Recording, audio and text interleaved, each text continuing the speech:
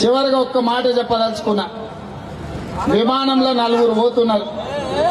4లో ఒక ఆయన ఉత్తమ్ కుమార్ రెడ్డి అన్న, రెండోగా ఆయన చంద్రబాబు నాయుడు, మూడోగా ఆయన కల్వకుంట్ల చంద్రశేఖరరావు, 4వోడు చిన్న పుడతాడు స్కూల్ పోయే పిల్లగాడు.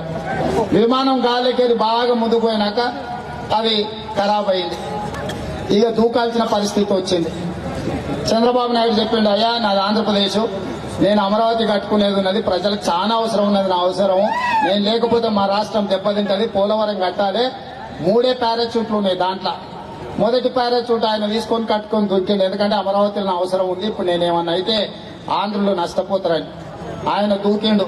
ఆయన దూకిన తర్వాత కేసీఆర్, అరే ఏం రాబాయ్, నేను థర్డ్ ఫ్రంట్ పెట్టేది ఉన్నది, దేశం అంతా చేసేది ఉన్నది, నేను కూడా దూకుతాను, ఆయన కూడా తీసుకొని దూకిండు. ఇక మిగిలింది ఒక్కటి ఉత్తమన్న, చిన్న యువకుడు.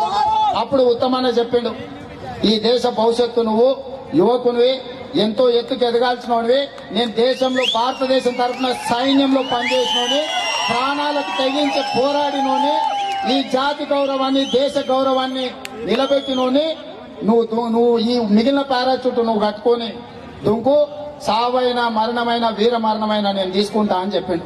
అప్పుడు ఆ పిల్లోడు నవ్వి, లేదు సార్ మన ఇద్దరం 2 ఉన్నాయి, మన ఇద్దరం కలిసి దుంకుదాం, చెరోటి కట్టుకున్నాను. ఉత్తమాన్ని అడిగి, నువ్వు ఉన్నాయి 3 కదా, మరి ఈ 2 ఎక్కడికి వెళ్ళి వచ్చినాయి. సార్ ఆ ముందు దుంకిన తాగుపోతాడు పొద్దుట పూట తాగుతాని చెప్పినా, వాడు కట్టుకొని దుంకింది నా స్కూల్ బ్యాగు, పారాచూట్ కాదని, అందుకే తాగుపోతాని చెప్పిన పొద్దుట పూట తాగొద్దని. ఇగో మనకి ఇట్లా అదృష్టం కలిసి వచ్చిందని చెప్పిండట వాడు.